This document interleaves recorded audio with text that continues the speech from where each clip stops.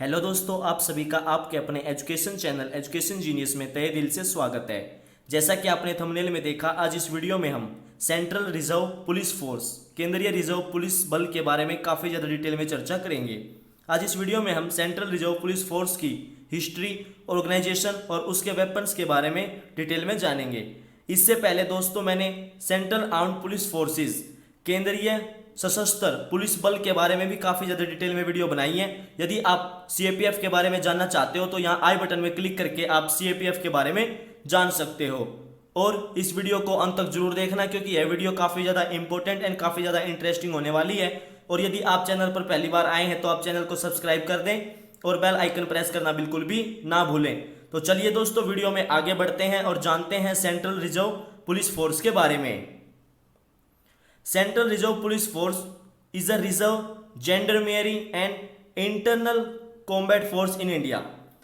केंद्रीय reserve police force जो कि एक रिजर्व जेंडरमेरी दोस्तों एक वर्ड है जिसका मतलब होता है एक मिलिट्री फोर्स जो कि सिविल के अंदर रहकर कार्य करती है। और इंटरनल कॉम्बैट फोर्स भारत की आंतरिक सुरक्षा के लिए जो कॉम्बैट फोर्स है सीआरपीएफ, वो directly under the authority of ministry of home affairs, गृह मंत्रालय के अंडर में कार्य करती है, भारत सरकार के अंडर में।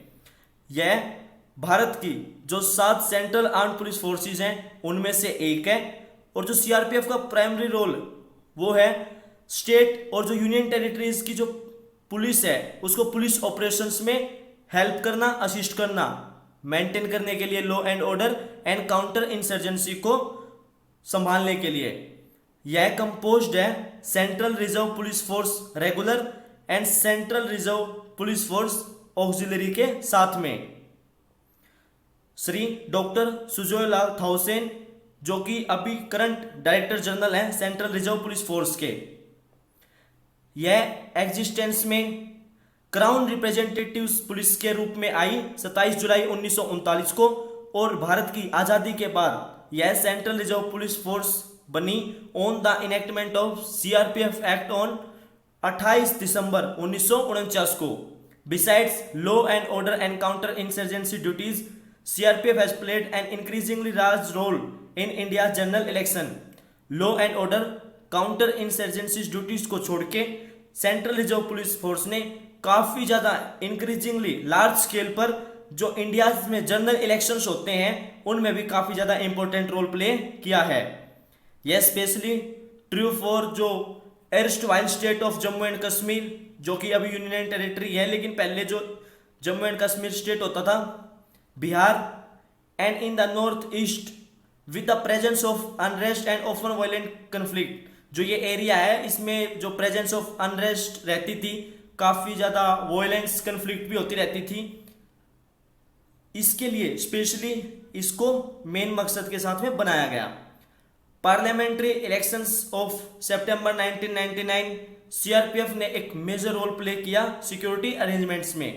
1999 के जो पार्लियामेंट्री इलेक्शन हुए उसमें सेंट्रल रिजर्व पुलिस फोर्स केंद्रीय रिजर्व पुलिस बल के द्वारा काफ़ी ज़्यादा महत्वपूर्ण रोल अदा किया गया।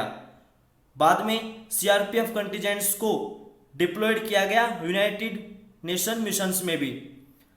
246 battalions and various other establishment के साथ में सीआरपीएफ को कंसीडर किया जाता है India's largest central armed police force. Bharat की जो सेंट्रल आर्म्ड पुलिस फोर्सेज हैं उनमें से इंडियाज लार्जेस्ट जो सेंट्रल आर्म्ड पुलिस फोर्स है वो है सीआरपीएफ, जिसकी सैंक्शन स्ट्रेंथ मोर देन है 3 लाख पर्सनल्स, 3 लाख पर्सनल्स से भी ज़्यादा है 2019 के हिसाब से।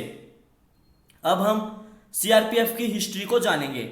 सीआरपीएफ जो है वो ड्राइव किया गया है from the CRP crown representative police, जो कि 27 जुलाई 1939 में 2 बटालियंस के साथ में in NIMAC means north India mounted artillery and cavalry headquarter Madhya Pradesh. और जो सीआरपी है जो उसकी प्राइमरी ड्यूटी होती थी उस टाइम पे वो थी ब्रिटिश जो रेजिडेंट्स थे उनको प्रोटेक्ट करना, उनकी सुरक्षा करना सेंसिटिव स्टेट्स ऑफ इंडिया में। 1949 में सीआरपी का नाम रीनेम्ड किया गया under the CRPF act. During the 1960 में many state reserve police battalions थी जो स्टेट रिजर्व पुलिस बटालियंस थी काफ़ी ज़्यादा, उनको मर्ज कर दिया गया सीआरपीएफ के साथ में। और CRPF has been active against foreign invention and domestic insurgency. जो सीआरपीएफ है वो काफ़ी ज़्यादा हाईली एक्टिव है अगेंस्ट फॉरेन इन्वेंशन और जो डोमेस्टिक इंसर्जेंसी, जो घरेलू इंसर्जेंसी होती रहती है, उसके लिए काफ़ी ज़्यादा एक्टिव रोल प्ले कर रही है। CRPF guarded the Indo Pakistan border. CRPF ने भारत पाकिस्तान बॉर्डर को गार्ड किया 1965 तक। उसके बाद में फिर बॉर्डर सिक्योरिटी फोर्स का गठन किया गया, जो कि मेनली इंडिया पाकिस्तान और इंडिया बांग्लादेश के बॉर्डर की सिक्योरिटी के लिए ही स्पेशली गठित की गई। 2001 में भारतीय संसद के ऊपर, इंडियन पार्लियामेंट के ऊपर अटैक हुआ। जो सीआरपीएफ ट्रूपर्स थे उन्होंने ऑल 5 टेररिस्ट को मार गिराया, जिन्होंने इंडियन पार्लियामेंट के प्रीमिसेस में एंट्री की थी न्यू दिल्ली में। उन सभी को सीआरपीएफ ट्रूपर्स के द्वारा मार गिराया गया। अभी रिसेंट ईयर्स में गवर्नमेंट ऑफ इंडिया ने डिसाइडेड किया था follow up recommendations of Indian cabinet, जो इंडियन कैबिनेट है उसके रिकमेंडेशंस पे, कि जो ईच सिक्योरिटी एजेंसी है उसको इसके मैंडेट पर्पस के लिए यूज किया जाए, उसके कार्य में लगाया जाए। रिजल्ट के हिसाब से काउंटर इंसर्जेंसी ऑपरेशंस जो भी हैं भारत के अंदर, उनके लिए सीआरपीएफ को इंटरेस्ट किया गया है। सीआरपीएफ उसके लिए मेनली रिस्पॉन्सिबल है काउंटर इंसर्जेंसी के लिए।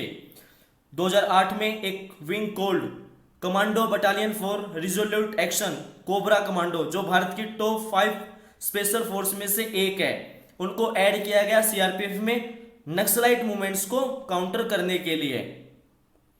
First time history of paramilitary के अंदर भारत में 13 कंपनी सीआरपीएफ की, including a detachment of women's, को एयरलिफ्टेड किया गया to join the Indian peace keeping force Sri Lanka के अंदर, मिलिटेंट कैडर्स के साथ में फाइट करने के लिए। Besides CRPF personnels also sent to Haiti, Namibia, Somalia and Maldives to deal with the law and order situation there. CRPF personnels को Haiti, Namibia, Somalia, Maldives इन देशों में भी भेजा गया, वहां पे लॉ एंड ऑर्डर सिचुएशन को डील करने के लिए, कंट्रोल करने के लिए, as a part of the UN peace keeping force, UN peace keeping force के रूप में। लेट 70s में जब extremist elements disturb the peace in Tripura और मणिपुर में, जो एक्सट्रीमिस्ट एलिमेंट्स हैं, जब उन्होंने पीस को डिस्टर्ब किया त्रिपुरा और मणिपुर में, वहां पे सीआरपीएफ बटालियंस को काफी ज्यादा हैवी स्ट्रेंथ में डिप्लॉय किया गया। Simultaneously there was a turmoil in the Brahmaputra valley, Brahmaputra valley में उथल पुथल हुई, जब वहां पे सीआरपीएफ को इंडक्ट किया गया काफी स्ट्रेंथ में। वहां पे not only to maintain law and order, सिर्फ लॉ एंड ऑर्डर को मेंटेन करने के लिए नहीं, but also to keep lines of communication, जो लाइन्स ऑफ कम्युनिकेशन उनको फ्री करने के लिए, फ्री रखने के लिए फ्रॉम डिस्ट्रप्शन से। The commitments of the force continue to very high in the north east in dealing with the insurgency. जो कमिटमेंट्स है, जो बहादुरी है फोर्स की, वो काफी ज्यादा हाई रही नॉर्थ ईस्ट में इंसर्जेंसी के साथ में डील करने के लिए। अब हम जानेंगे सीआरपीएफ की ऑर्गेनाइजेशन के बारे में। सीआरपीएफ जो कि हेड की जाती है डायरेक्टर जनरल रैंक के अधिकारी के द्वारा, who is an Indian police service officer, जो कि एक आईपीएस ऑफिसर होता है, and divided into 10 administrative sectors. और डायरेक्टरेट और ऑर्गेनाइजेशन इसको डिवाइड किया गया 10 सेक्टर्स में आगे फर्दर, जो कि इंस्पेक्टर जनरल रैंक के अधिकारी के द्वारा हेड की जाती है। और हर एक सेक्टर कंसिस्ट करता है 1 और मोर एडमिनिस्ट्रेटिव और ऑपरेशनल रेंजेस को, जो कि हेड की जाती हैं आगे further rank of deputy inspector general, DIG of police rank के अधिकारी के द्वारा। अब group centres are also headed by DIGs, जो ग्रुप सेंटर्स होते हैं उनको भी डीआईजीज रैंक के अधिकारियों के द्वारा हेड किया जाता है। जो फाइनेंशियल एडवाइजर होता है सीआरपीएफ का, वो एक इंडियन रेवेन्यू सर्विस का ऑफिसर होता है, Indian revenue service IRS officer होता है of rank joint secretary level का। एंड जो डिप्टी एडवाइजर्स होते हैं वो होते हैं Indian audit and account services से, और the Indian telecom services and Indian civil account services से। इन सर्विसेज से डिप्टी एडवाइजर्स को अपॉइंट किया जाता है।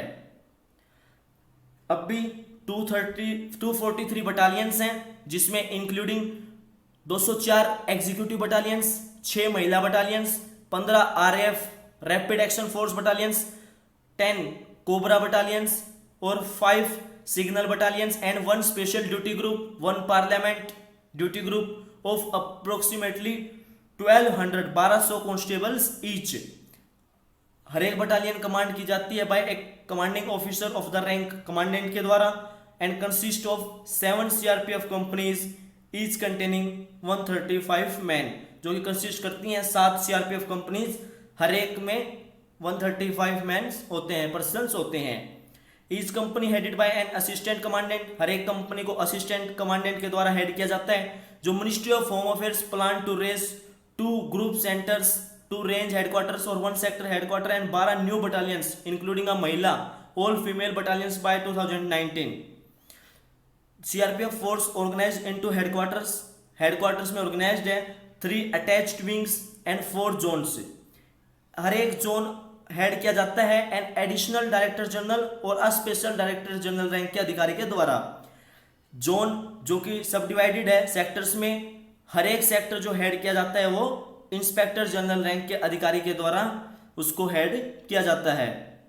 अब सीआरपीएफ की स्पेशल यूनिट्स, जो सीआरपीएफ की स्पेशल यूनिट है the rapid action force RAF, parliament duty group, special duty group and cobra, cobra commandos.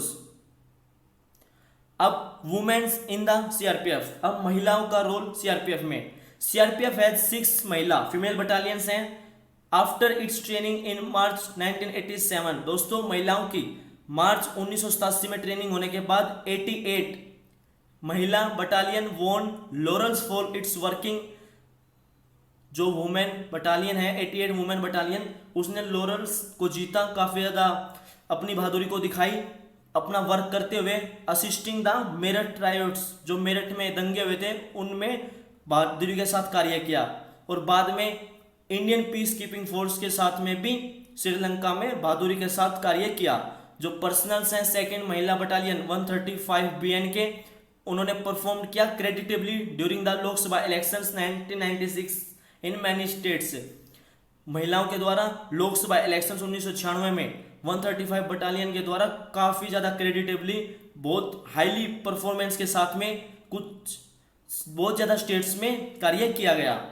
अभी हाल में प्रेजेंटली फीमेल पर्सनल्स को डिप्लॉयड किया गया है एक्टिव ड्यूटी में जम्मू एंड कश्मीर में, अयोध्या में, मणिपुर में एंड असम में और other parts of the country where they are doing a commendable job, जहां पे वो बहुत ज्यादा बहादुरी के साथ में कार्य कर रही हैं फैंटेस्टिकली।